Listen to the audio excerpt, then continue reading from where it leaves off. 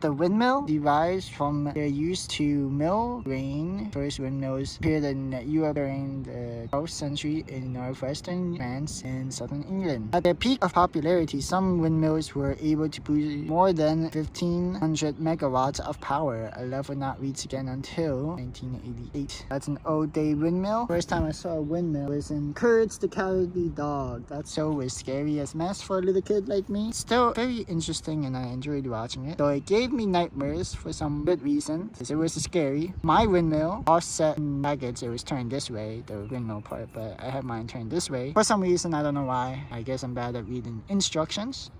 Side, ding, ding, ding, ding.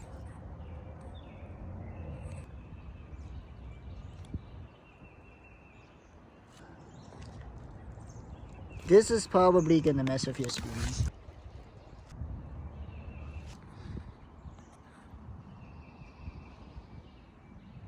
Some cool pics, angles. Thank you for watching.